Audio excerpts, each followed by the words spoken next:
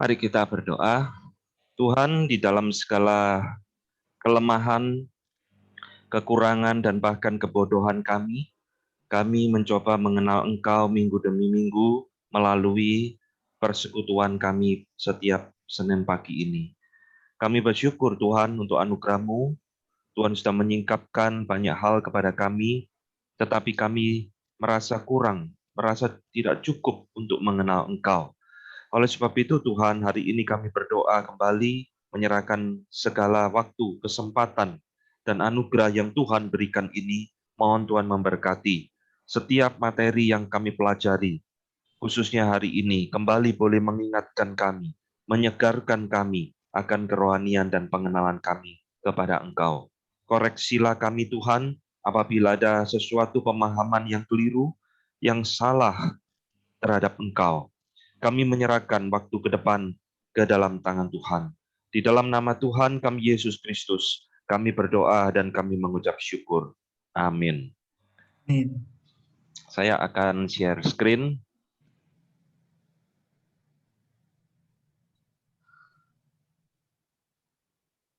Ya, saudara sekalian, hari ini saya mengajak kita berbicara tentang satu tema, providensi Allah. Ya, dari kata providence. Nah, kata providence ini, saudara, tidak ada terjemahannya di dalam bahasa Indonesia, sehingga tetap dipertahankan dengan istilah providensi Allah.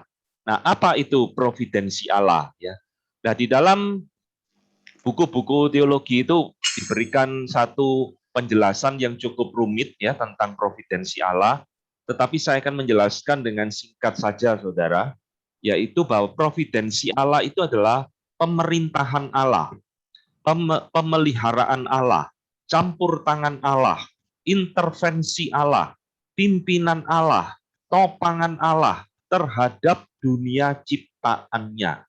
Jadi providensi Allah ini berbicara tentang relasi Allah dengan dunia ciptaan, entah itu materi ataupun manusia seperti kita, yang meliputi segala hal, mulai dari Allah memerintah, Allah memelihara, Allah bisa intervensi, ya Allah menopang dan sebagainya. Nah, saudara sekalian, kenapa pengajaran ini penting? Karena banyak orang keliru membaca di dalam kitab Kejadian, misalkan dikatakan Allah berhenti mencipta pada hari ketujuh, lalu Allah beristirahat. Nah, ayat ini saudara seringkali disalah mengerti bahwa setelah Allah mencipta alam semesta dan manusia, lalu Allah itu beristirahat. Allah enggak ngapa-ngapain ya, duduk santai di sorga gitu hanya melihat dunia yang terjadi, entah itu kacau, entah bencana alam, perang, Tuhan sudah tidak menggubris lagi. Nah, keliru sekali saudara kalau kita berpikir Allah setelah mencipta lalu meninggalkan dunia ciptaannya. Sebab Tuhan Yesus berkata di dalam Yohanes 5 ayat 17, tetapi ia berkata kepada mereka, Bapakku bekerja sampai sekarang, maka aku pun bekerja juga. Nah, saudara, ayat ini mengingatkan ya, sekaligus menegaskan kepada kita bahwa Allah itu tidak nganggur, saudara. Allah itu tidak berdiam diri. Memang Allah tidak mencipta lagi seperti 6 hari penciptaan, tapi bukan berarti Allah tidak bekerja. Tuhan Yesus mengatakan Allah itu bekerja sampai sekarang. Dan aku pun, Yesus berkata, juga tetap bekerja hingga sekarang. Nah, pekerjaan apa yang Allah lakukan sampai sekarang ini? Yaitu yang kita sebut dengan providensi Allah. Allah menopang, Allah memelihara, Allah ikut campur tangan, dan sebagainya. Saudara, minggu yang lalu kita telah belajar satu hal ya, yaitu tentang ketetapan Allah dan kehendak Allah. Dan hari ini kita belajar tentang providensi Allah. Nah, apa sih bedanya, saudara, ketetapan Allah dengan providensi Allah ini? Memang keduanya ini sangat berhubungan erat, dan saya akan menjelaskan dengan satu analogi bangunan rumah. Saudara, setiap orang yang membangun rumah itu selalu ada blueprint-nya ya, saudara. Selalu memiliki satu blueprint sebelum rumah itu jadi. Kecuali rumah gubuk ya. Jadi semakin rumah itu rumit, bangunan bertingkat ratusan, pasti ada blueprint-nya. Nah, tanpa ada blueprint, tidak mungkin rumah itu jadi, saudara. Nah, saya ingin menganalogikan seperti ini, bahwa ketetapan Allah itu adalah sebuah blueprint yang terjadi di dalam kekekalan. Nah, ini kan satu desain yang bukan rumah sebenarnya kan, ini hanya gambar. Tapi ini adalah blueprint yang nantinya akan pelan-pelan di dalam sejarah, di dalam waktu, mulai diwujudkan pelan-pelan. Pagernya jadi, rumahnya, gentengnya jadi, kamarnya jadi, dan sebagainya. Akhirnya lama-lama blueprint yang tadi gambar ini menjadi sebuah rumah. Nah, itulah saudara providensi Allah.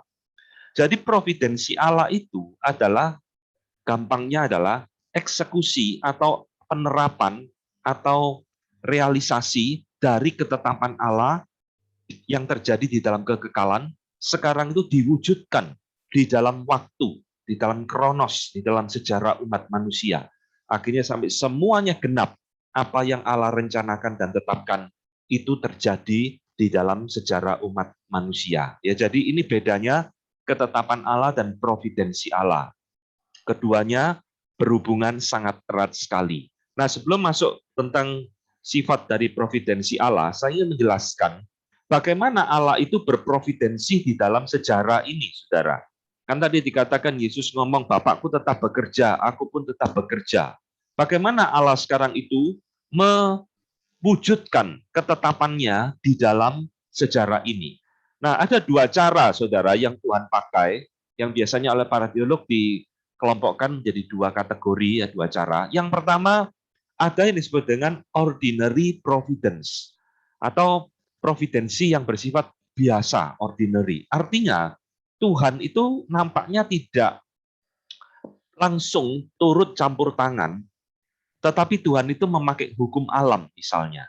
Nah, setiap hari kita melihat matahari terbit dari timur ke barat puluhan tahun, lama-lama kita sudah mengabaikan. Kita lupa, saudara, itu semua ada dalam providensi Allah. Allah yang mengatur itu. Tetapi Allah mengatur tidak langsung, melainkan Allah menggunakan hukum alam, musim berganti dan sebagainya dan sebagainya. Ya, ini disebut dengan ordinary providency yang terjadi setiap hari di dalam hidup kita. Tapi ada cara yang kedua yang Allah pakai di dalam Alkitab, yaitu disebut extraordinary providency, yang kita kenal dengan nama gampangnya adalah mujizat. Saudara, yang namanya mujizat itu selalu melampaui hukum alam, saudara. Bahkan di dalam Alkitab dikatakan Tuhan pernah memakai Yosua untuk menghentikan matahari. Ya, matahari bukan berhenti, maksudnya berhenti itu buminya, ya. Tapi bahasa sains sehari-hari dikatakan matahari berhenti di atas Gibeon. Saudara, demikian juga banyak mujizat-mujizat terjadi yang melampaui akal budi manusia, melampaui hukum alam. Tuhan Yesus merubah air menjadi anggur, Allah memakai alam, intervensi secara langsung, membelah laut sehingga bangsa Israel boleh berjalan melintasinya di tanah kering, dan sebagainya. Nah, ini adalah kategori extraordinary providency. Nah, tentunya saudara, yang namanya mujizat itu yang tidak tiap hari terjadi. Maka kita jadi orang Kristen tidak boleh tergila-gila dengan mujizat. Tidak boleh mengharapkan mujizat itu terjadi seperti hukum alam yang terjadi setiap hari, regular kan ini. Nah, mujizat itu selalu bersifat irregular, tidak ada batasannya. Tuhan bisa intervensi kapanpun, dimanapun, di dalam situasi yang Tuhan inginkan. Tuhan bisa memakai siapapun hamba-hambanya untuk melakukan mujizat ini. Ya, jadi ini dua cara yang Tuhan lakukan di dalam berprovidensi atas alam semesta ini. Nah, sekarang kita akan memfokuskan, saudara, apa yang meliputi providensi Allah ini. Allah itu berprovidensi dengan dua cara ini itu meliputi apa saja sih di dalam seluruh alam semesta ini. Ya, pertama, kita harus tahu bahwa providensi Allah itu, Bapak Ibu sekalian, meliputi alam semesta yang luas. Jadi bukan hanya di bumi kita ini yang kecil, tapi seluruh alam semesta melintasi galaksi-galaksi di seluruh alam semesta ini. Misal, Ayub 41 ayat 11 ya mengatakan, siapakah yang menghadapi aku, yang kubiarkan tetap selamat? Apa yang ada di seluruh kolong langit adalah kepunyaanku. Jadi bukan hanya bumi ini, saudara, tapi seluruh alam semesta ini, itu adalah di dalam providensi Allah. Ya, Tuhan yang mengatur bagaimana komet itu berputar, berapa puluh tahun sekali melintasi bumi, dan segala sesuatu yang terjadi di seluruh kosmos alam semesta ini tidak lepas dari providensi Allah. Misal, Mazmur 19 ayat yang keempat berkata, tetapi gema mereka terpencar ke seluruh dunia, dan perkataan mereka sampai ke ujung bumi. Ia memasang kemah di langit untuk matahari. Nah, saudara, Mazmur 19 ini ayat yang sangat indah sekali ya, yang menceritakan bagaimana alam semesta ini menceritakan kemuliaan Allah. Dan dikatakan bahwa gema mereka, alam semesta ini terpancar ke seluruh dunia, bahkan sampai ke ujung bumi. Perhatikan kalimat terakhir, Tuhanlah yang memasang kemah di langit untuk matahari. Jadi matahari itu posisinya di situ, saudara. Berputar, matahari tidak berputar ya, terus bumi berputar, planet-planet lain berputar mengitari matahari. Semuanya itu di dalam providensi Tuhan. Ini bahasa kiasan ya, Tuhan memasang kemah di langit untuk menempatkan matahari di situ. Jadi alam semesta yang luas ini itu tidak terjadi atau tidak beroperasi secara liar, tidak beroperasi secara kebetulan. Ada hukum-hukum alam yang Tuhan sudah tetapkan supaya kita semua boleh hidup dengan baik ya. Ini kalau di dalam istilah daripada kosmologi itu disebut fine tuning argument, argumen yang fine tuning. Semua itu diatur selaras oleh Tuhan sehingga manusia itu bisa hidup di bumi ini. Sedikit bleset, saudara, tidak mungkin ada kehidupan di bumi ini. Ini hebatnya Tuhan ya. Kedua, saudara, providensi Allah ini juga meliputi seluruh makhluk hidup di dalam dunia. Nah, kita tentunya yakin ya, makhluk hidup ini ya manusia dipelihara Tuhan. Ternyata Alkitab mengatakan lebih dari itu, saudara. Bahkan hal-hal yang kita anggap binatang yang remeh ya, semua itu ternyata dipelihara oleh Tuhan. Mazmur 104 ayat 14. Engkau yang menumbuhkan rumput bagi hewan dan tumbuh-tumbuhan untuk diusahakan manusia, yang mengeluarkan tanah makanan dari dalam tanah. Sudah perhatikan, Alkitab itu berbicara providensi Allah sampai hal-hal yang tidak pernah kita pikirkan, saudara. Rumput di alam liar yang menjadi makanan bagi hewan-hewan, itu ditumbuhkan oleh Tuhan. Kapan Tuhan menumbuhkan, kapan Tuhan memberikan musim kering dan sebagainya, bahkan segala tumbuh-tumbuhan yang diusahakan manusia, itu semua berasal dari providensi Allah. Luar biasa ya. Nah, ini ayat yang terkenal, Matius 6 ayat 26. Pandanglah burung-burung di langit yang tidak menabur dan tidak menuai dan tidak mengumpulkan bekal dalam lumbung, namun diberi makan oleh Bapakmu yang di sorga. Bukankah kamu jauh melebihi burung-burung itu? Saudara, ayat ini berbicara Tuhan Yesus di dalam konteks kekhawatiran ya, jangan kamu khawatir akan sesuatu di dalam hidupmu ini. Lalu Tuhan Yesus memberikan satu analogi tentang alam semesta ini. Lihatlah burung di langit, tidak ada yang memelihara, ya, tapi diberi makan oleh Bapa. Masakan kita, anak-anaknya Tuhan tidak pelihara. Lihatlah bunga bakung di padang, ya, yang tidak ada yang memintal.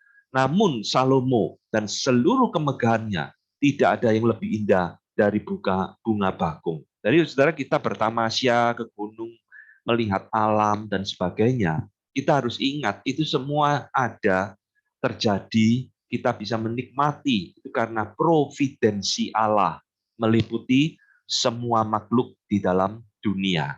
Nah, begitu banyak ayat-ayat lain, saudara, yang menunjukkan Allah berprovidensi terhadap segala makhluk. Ya, yang ketiga, saudara, providensi Allah bukan hanya kepada tumbuhan, kepada binatang, atau kepada manusia, tetapi juga kepada bangsa dan negara.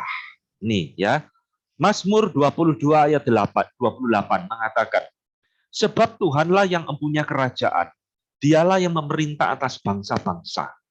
Ya, jadi saudara lihat, tadi saya katakan di depan, providensi itu salah satu definisi dari pemerintahan Allah.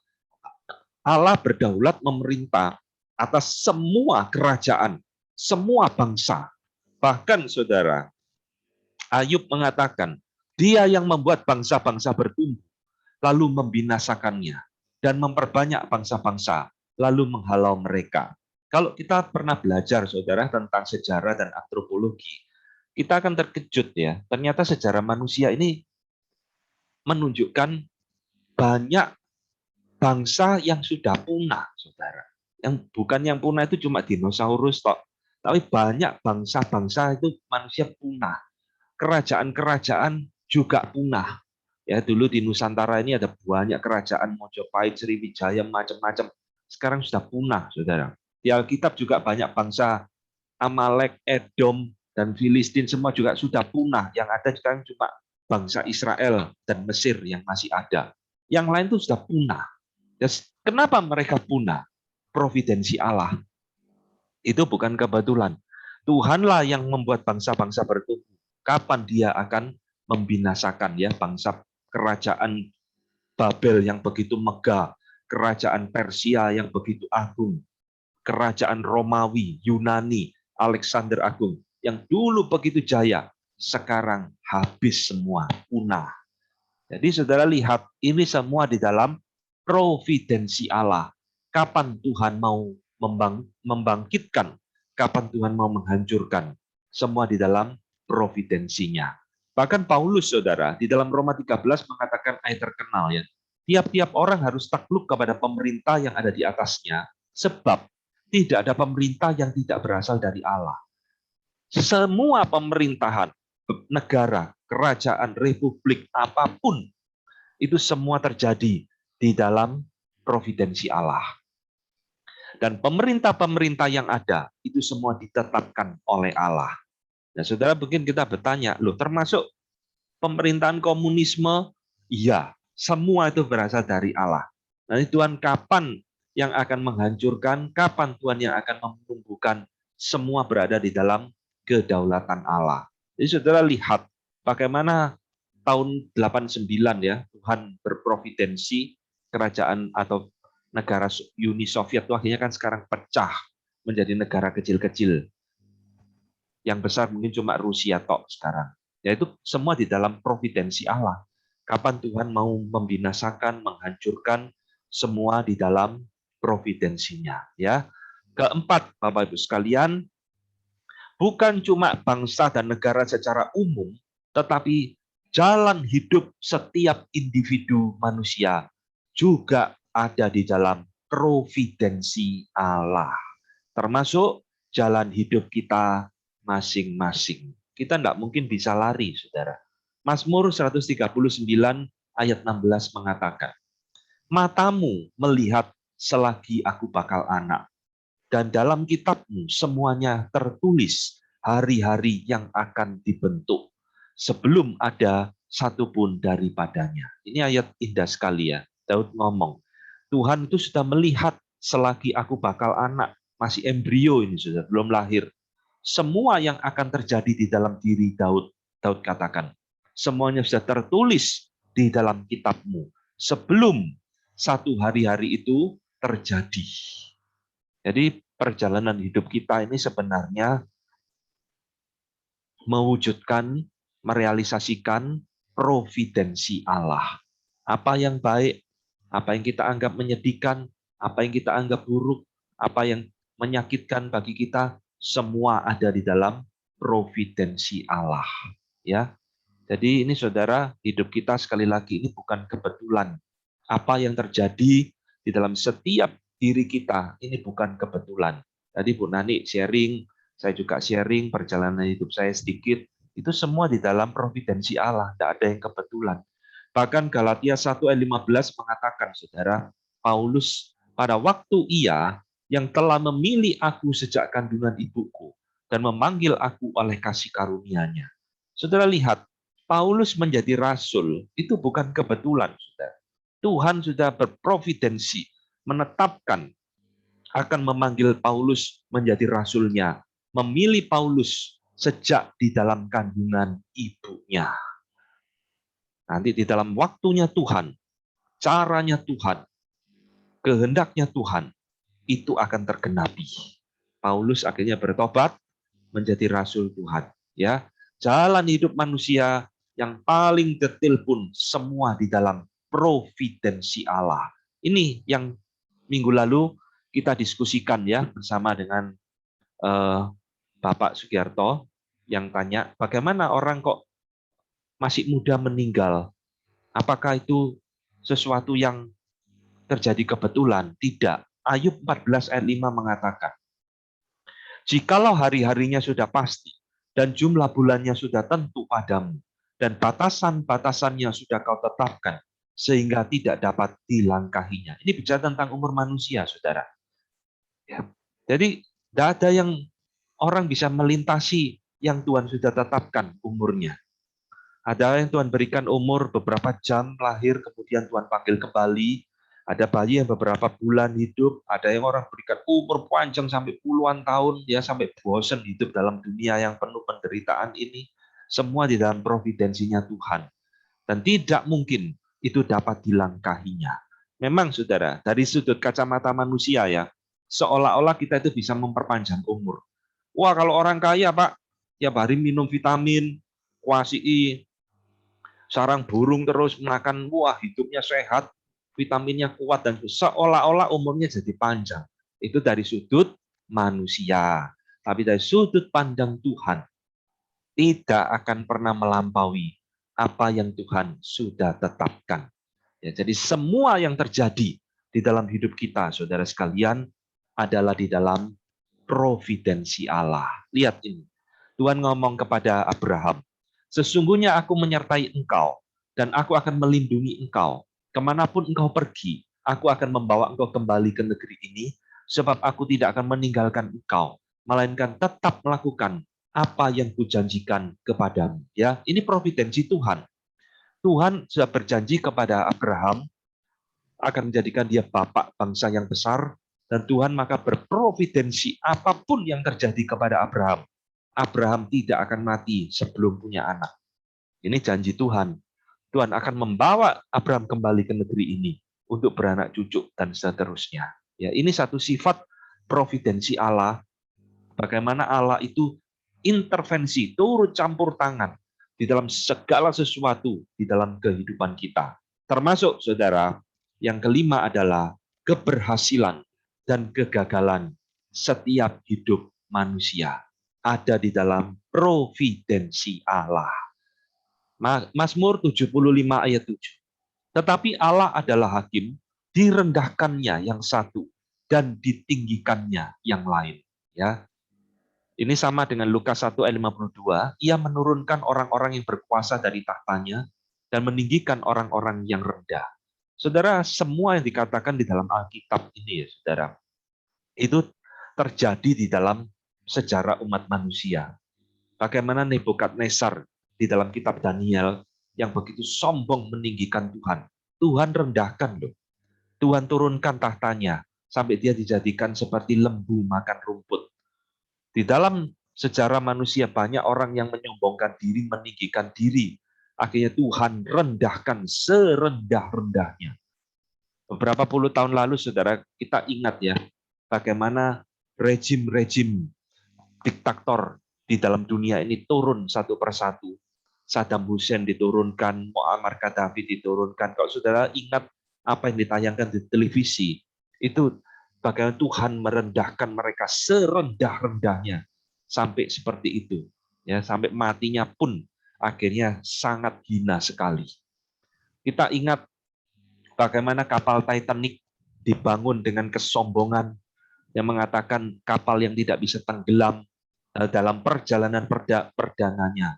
Tuhan tenggelamkan. Jadi manusia tidak usah sombong, saudara ya.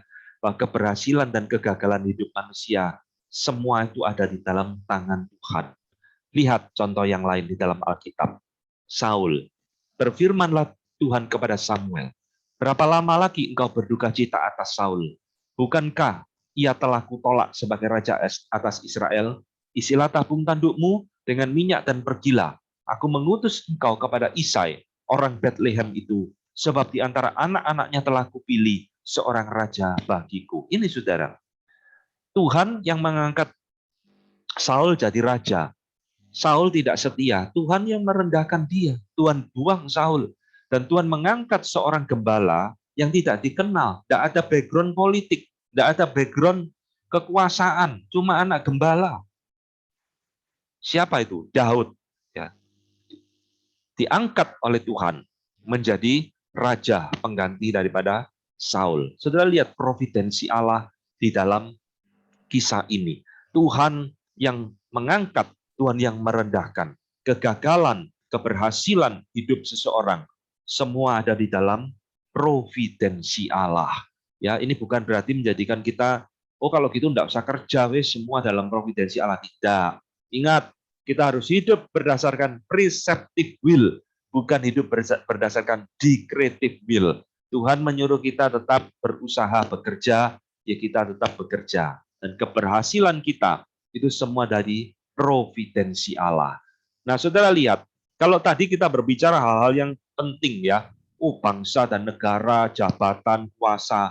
Bagaimana dengan hal-hal dalam hidup ini yang namanya remeh-temeh yang tidak penting, saudara? Ternyata Alkitab ngomong itu pun semua dalam providensi Allah, saudara. Matius 10 ayat 29 sampai 30 mengatakan, bukankah burung pipit dijual 2 ekor seduit? Ini berarti burung yang murahan, saudara. Namun seekor pun daripadanya tidak akan jatuh ke bumi di luar kehendak Bapa. Dan kamu pun rambutmu terhitung semuanya. Saudara, banyak orang membaca ayat ini dijadikan guyonan. Seolah-olah ayat ini bukan berarti hurufiah, dijadikan guyonan Tuhan itu kok kengangguran ya, menghitung rambut kepala kita. Saya jawab, Tuhan tidak perlu menghitung, dia sudah tahu. Jadi ayat ini bukan ayat guyonan, saudara. Ayat ini justru menunjukkan providensi Allah itu sampai hal yang begitu paling mendetil. Hal-hal yang tidak pernah kita pikirkan, hal-hal yang di luar jangkauan pemikiran kita, Tuhan pun memikirkan. Ini luar biasanya di situ. Apapun yang terjadi, bahkan burung yang tidak berharga pun jatuh ke bumi, itu di dalam ketetapan dan kehendak Allah. Ya, ini saudara. Yang lain, undi dibuang di pangkuan, tetapi setiap keputusannya berasal daripada Tuhan. Hal-hal yang nampaknya kebetulan, itu semua berasal di dalam keputusannya Tuhan. Providensi Allah meliputi segala hal yang nampaknya remeh dan tidak penting bagi kita. Saudara, poin yang ketujuh, sesuai namanya, providensi artinya pemeliharaan. Jadi kalau kita hari ini berada di dalam satu situasi seperti ini, kita tetap bisa merasakan, melihat pemeliharaan Tuhan dalam hidup kita. Kita masih bisa makan, kita masih bisa berikan kesehatan, melayani Tuhan, bekerja. Itu semua di dalam providensi Allah. Sebab Engkaulah yang memberkati orang benar, ya Tuhan. Engkau yang memagari dia dengan anugerah-Mu seperti perisai. Ya, Tuhan menjaga, Tuhan memelihara. Mazmur 23 ayat yang terkenal, saudara, mengatakan, sekalipun aku berjalan dalam lembah kekelaman, aku tidak takut bahaya, sebab Engkau besertaku. Gadamu dan tongkatmu, itulah yang menghibur aku. Ya, lihat saudara. Mazmur 23 berbicara Tuhan itu adalah gembalaku, aku tidak akan kekurangan. Sampai di dalam bahaya, lembah kekelaman, Tuhan itu menjaga kita, memelihara kita. Itu adalah sifat providensi Allah kepada umatnya. Ya,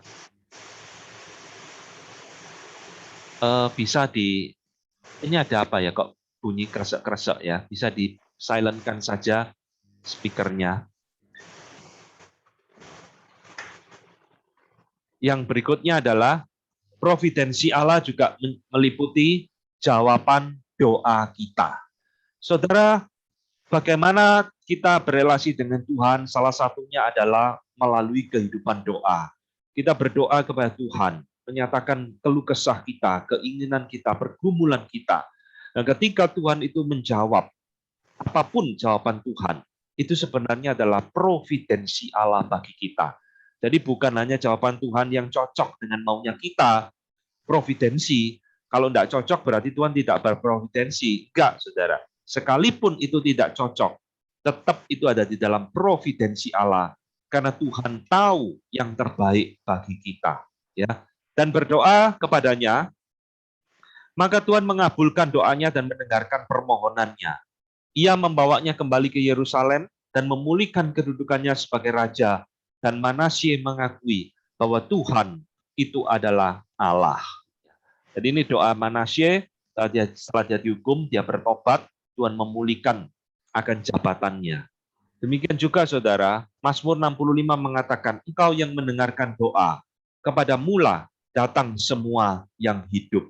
Nah kalau kita membaca saudara di dalam Alkitab, bagaimana banyak anak-anak Tuhan yang berdoa dan Tuhan jawab, dan melalui jawaban doa itulah Tuhan menyatakan providensinya di dalam bangsa Israel ataupun dalam diri orang tersebut. Ya, mamanya Samuel berdoa meminta anak, Tuhan berikan Samuel. Kenapa? Karena Tuhan punya rencana atas hidup Samuel sebagai hakim-hakim bagi bangsa Israel, sebagai nabi bagi bangsa Israel. Ya, nah saudara, ini adalah providensi Allah di dalam jawaban-jawaban doa kita. Termasuk saudara, yang disebut dengan providensi Allah itu adalah berkaitan dengan penghukuman Allah terhadap dosa dan kejahatan. Jadi jangan berpikir providensi Allah ini cuma hal-hal yang menyenangkan kita, pemeliharaan Allah dan sebagainya. Tapi providensi Allah ini juga mencakup murka Allah, penghukuman Allah terhadap dosa dan kejahatan. Misal, Mazmur 11 ayat 6. Ia menghujani orang-orang fasik dengan arang berapi dan belerang, angin yang menghanguskan. Itulah isi piala mereka. Ya. Ini kira-kira berbicara, saudara, tentang Sodom dan Gomora. Ya. Jadi bagaimana Tuhan menghukum kota yang penuh dengan dosa Sodom dan Gomora ini dengan belerang api sampai kota itu musnah.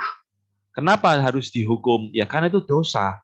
Tuhan tidak akan membiarkan kejahatan dan dosa di dalam dunia ini. Harus ada penghukuman.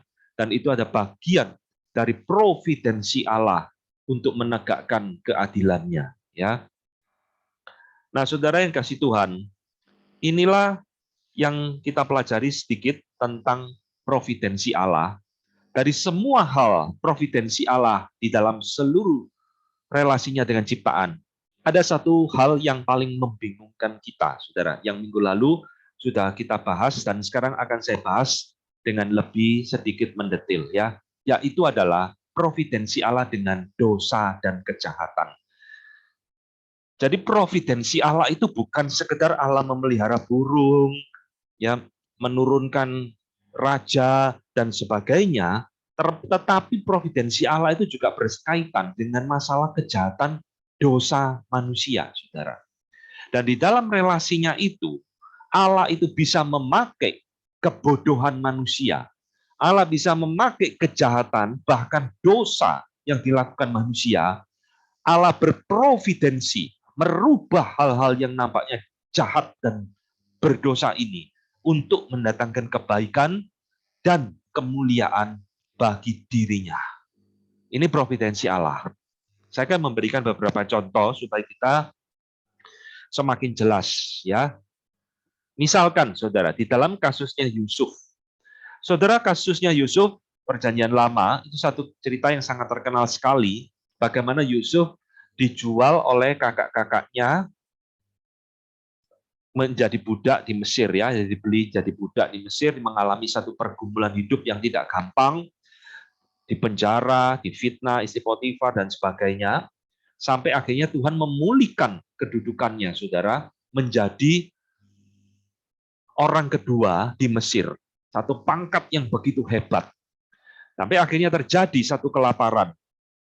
Dari keluarga Yusuf, kakak-kakaknya pergi ke Mesir untuk mencari gandum sebagai makanan.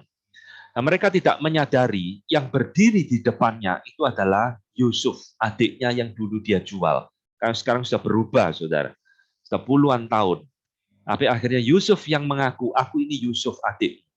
Nah, mereka ketakutan luar biasa. Lalu Yusuf mengatakan kalimat ini. memang kamu telah mereka-rekakan, ya, merencanakan yang jahat terhadap aku.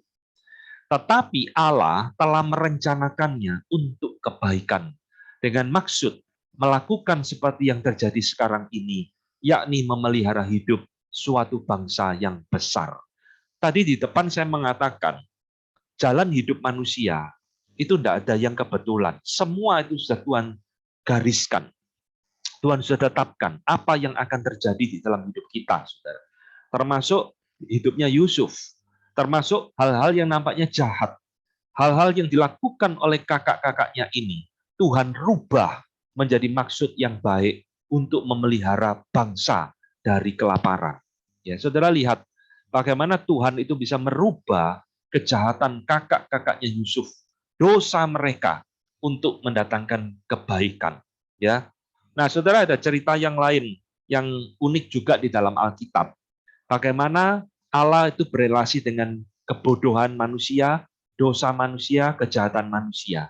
Nah, sekarang saya akan mengambil contoh dari kasusnya Samson. Ya, kita tahu Samson ini orang yang kuat. Dan dikatakan, saudara, di dalam Hakim-Hakim 14 ayat 4, Samson ini meminta kepada ayah dan ibunya untuk seorang istri, ya, meminta seorang istri dari bangsa lain. Lalu ayah dan ibunya Samson ini ngomong, dah, tidak adakah wanita di antara bangsa kita ini yang menarik kamu sehingga kamu harus cari wanita asing? Perhatikan, saudara. Hakim-Hakim 14 ayat 4 mengatakan, tetapi ayahnya dan ibunya tidak tahu bahwa hal itu daripada Tuhan asalnya. Sebab memang Simson harus mencari gara-gara terhadap orang Filistin, karena pada masa itu orang Filistin menguasai orang Israel. Sudah lihat, Samson ini melakukan satu kebodohan, bahkan satu dosa. Nah, Tuhan melarang orang umat Tuhan itu menikah dengan bangsa yang tidak seiman. Tapi ayat ini unik, saudara. Ayah ibunya Samson tidak tahu bahwa hal itu berasal dari Tuhan asalnya. Loh, kok bisa ya? Nah ini, saudara, providensi Allah itu bisa memakai kebodohan, kejahatan, bahkan dosanya Samson untuk mendatangkan kebaikan. Karena dikatakan Simson memang harus mencari gara-gara terhadap orang Filistin. Artinya Tuhan mau pakai Simson untuk menghajar orang Filistin, tapi sekaligus Tuhan memakai kebodohan Samson untuk menjadi alat kemuliaan di tangan Tuhan. Ini sesuatu yang sulit dimengerti, ya. Tapi inilah yang Alkitab katakan kepada kita, saudara. Allah berprovidensi terhadap hal-hal yang tidak terduga, yang nampaknya kejahatan, dan sekalipun itu dosa. Saya berikan contoh yang lain, saudara, supaya kita semua semakin jelas. Sekarang kasusnya Absalom dan Daud. Saudara, kita tahu Absalom ini anaknya Daud yang memberontak, mau mengkudeta bapaknya sendiri. Ya, lalu dia kumpulkan massa, kumpulkan orang-orang penting, kumpulkan jenderal-jenderal yang setia kepada dia untuk mau melakukan kudeta. Termasuk dia mengumpulkan penasehat perangnya Daud. 2 Samuel 17 ayat 11 mengatakan, lalu berkatalah Absalom dan setiap orang Israel, nasihat Husai orang Arki itu lebih baik daripada nasihat Ahitofel. Sebab Tuhan telah memutuskan bahwa nasihat Ahitofel yang baik itu digagalkan dengan maksud supaya Tuhan mendatangkan celaka kepada Absalom. Saudara membaca ayat ini jangan bingung. Betul, ayat ini memang ngomong seperti itu, saudara. Jadi Absalom ini mau memberontak kepada Daud bapaknya, dia merekrut Ahitofel. Saudara, Ahitofel ini penasehat perangnya Daud. Kalau saudara suka film Samkok, ini juga liangnya, ya, jago perang, jago strategi, orang kepercayaan Daud. Dia tahu rahasianya Daud, kelemahannya Daud, kekuatannya Daud, dan dia berkhianat kepada Daud, membelot, mendukung Absalom. Dia bongkar rahasianya Daud kepada Absalom. Kalau kamu mau menang Absalom, lakukan strategi ini, kamu pasti menang. Wah, Absalom, saudara, tiba-tiba tertarik kepada nasihat Husai, penasehat muda yang tidak berpengalaman. Dia ngomong, strateginya Ahitofel itu keliru. Kamu pakai strategiku, kamu pasti menang. Lihat, saudara. Akhirnya Absalom itu mau justru mendengarkan nasihat Husai. Kenapa, saudara? Tuhan yang berprovidensi. Nasihat Ahitofel yang baik itu tidak didengarkan oleh Absalom. Dan Absalom memilih nasihat Husai. Akhirnya Absalom kalah perang dan mati. Dan ketika, saudara baca nanti ya di ayat lain, ketika Ahitofel itu tahu, Absalom itu tidak mau nurutin nasihatnya dia pulang ke rumah bunuh diri. Karena dia tahu, pasti Absalom gagal. Kebetulan tidak, saudara. Ini semua dalam providensi Tuhan. Kenapa kok Tuhan berprovidensi menggagalkan Absalom kudetanya? Karena Tuhan sudah janji kepada Daud, saudara. Kerajaanmu akan kokoh selama-lamanya. Saudara tahu kalau Daud mati, Yesus tidak lahir, saudara. Oleh sebab itu, Daud tidak akan mati melalui kudetanya Absalom. Daud harus hidup melahirkan keturunan sampai Yesus lahir ke dalam dunia. Itu semua dalam providensi Allah. Maka Absalom yang coba-coba mau menggagalkan rencana Allah, dia yang harus mati. Jadi lihat, ini providensi Allah sampai seperti itu, ya. Nah, saudara, di dalam kasus yang lain, Tuhan berkata, celakalah Asyur yang menjadi cambuk murkaku dan menjadi tongkat amarahku. Lihat, Asyur ini bangsa yang kejam, saudara. Bangsa yang jahat, bangsa yang tidak mengenal Tuhan. Tapi ayat ini aneh. Asyur yang kejam itu menjadi cambuk murkaku, menjadi tongkat amarahku. Loh, murka kepada siapa? Kepada bangsa Israel. Tuhan memakai Asyur yang jahat ini menjadi alat penghukuman bagi bangsa Israel yang tidak taat kepada Tuhan. Maka Tuhan kirimkan bangsa Asyur, mereka dibawa ke dalam pembuangan. Menjadi cambuk murka Allah, tongkat amarahku. Aneh ya, ini providensi Tuhan. Tuhan bisa memakai kejahatan manusia, dosa manusia, kebodohan manusia, menjadi alat kemuliaan yang mendatangkan kebaikan. Maka setelah Tuhan hajar Israel melalui Asyur dan juga nanti Babel, bangsa Israel bertobat dari dosanya mereka. Dan ini semua ada di dalam providensi Allah. Nah, sekarang saya akan menjelaskan, saudara, bagaimana kita menghubungkan providensi Allah ini dengan keberadaan dosa dan kejahatan yang tadi kita bahas ini. Ya, pertama, saudara, kita harus tahu bahwa Allah itu mengizinkan dosa, memakai kebodohannya Samson, memakai kejahatannya Absalom, dan sebagainya, bangsa Asyur. Allah mengizinkan semuanya itu bukan di dalam arti etikal atau moral, melainkan di dalam arti fisikal. Saya jelaskan.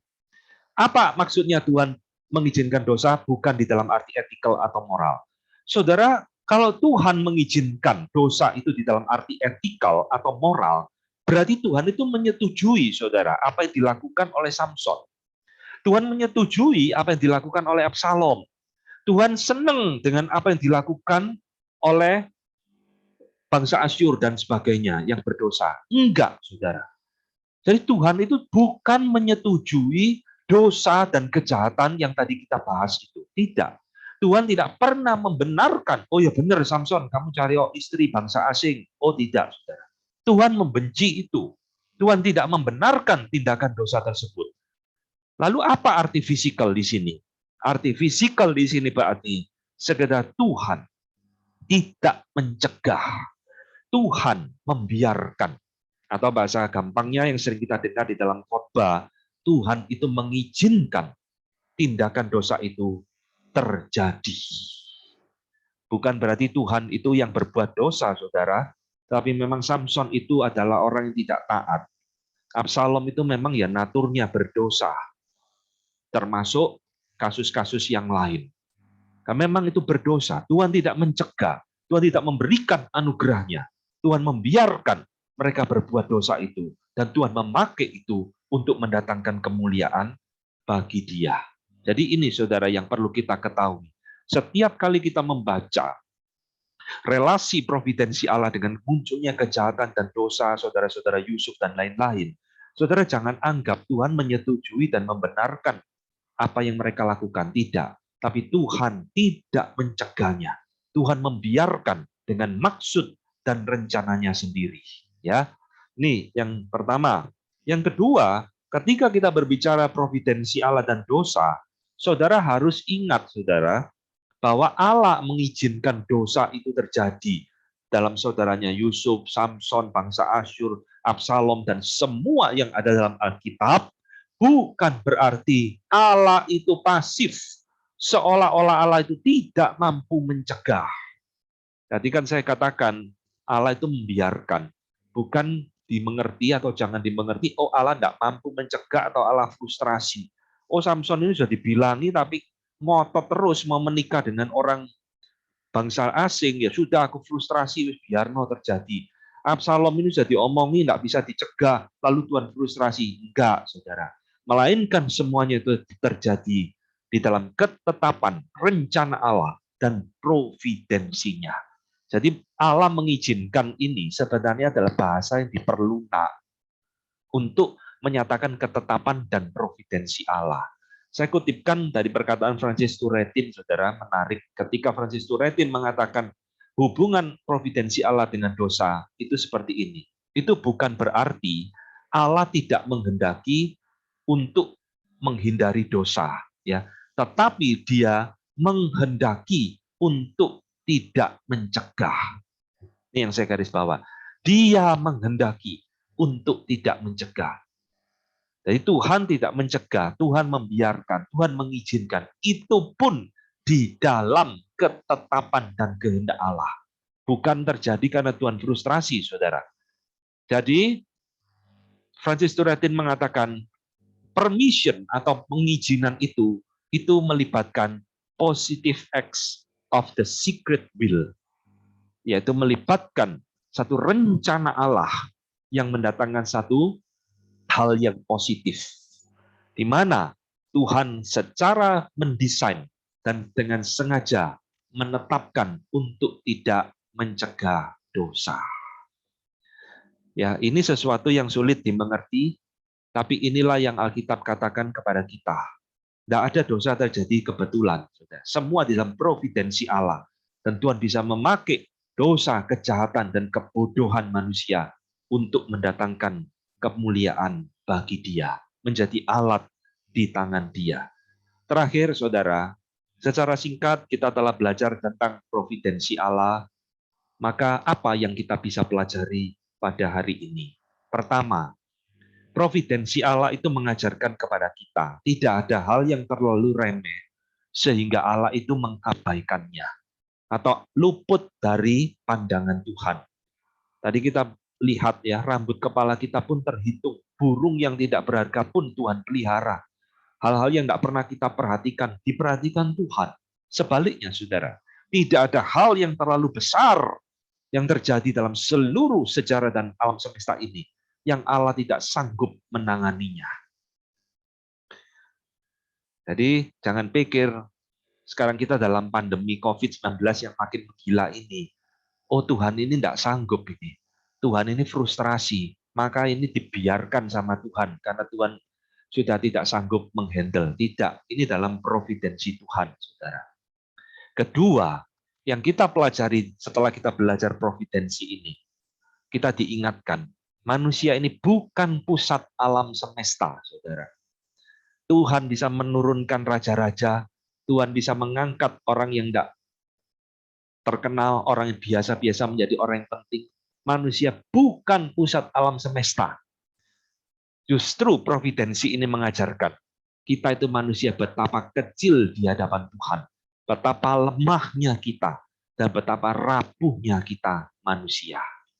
Ya, ini saudara, jadi orang ateis yang sombong, ilmuwan-ilmuwan yang sombong, komunis yang sombong, tidak usah berlagak di hadapan Tuhan, seolah-olah kita manusia ini lebih hebat dari Tuhan. Sekali Tuhan hajar kita dengan virus COVID, lihat dunia sekarang, kacau balau. Kita menghadapi musuh yang tidak kelihatan, saudara, tapi sudah memporak-porandakan seluruh kehidupan manusia. Ini adalah providensi Tuhan. Manusia bukan pusat alam semesta. Ketiga, providensi ini mengajarkan kepada kita, belajar khususnya kita sebagai anak Tuhan, terus-menerus humble, merendahkan diri di hadapan Tuhan dan bergantung sepenuhnya di sepanjang kehidupan perjalanan kita kepada Tuhan. Ya, jangan menjalani hidup tanpa Tuhan.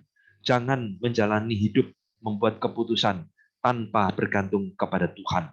Karena kita ini sebenarnya bukan pemilik hidup kita. Kita bukan pusat alam semesta. Kita tidak akan pernah lari dari apa yang Tuhan sudah providensikan di dalam hidup kita.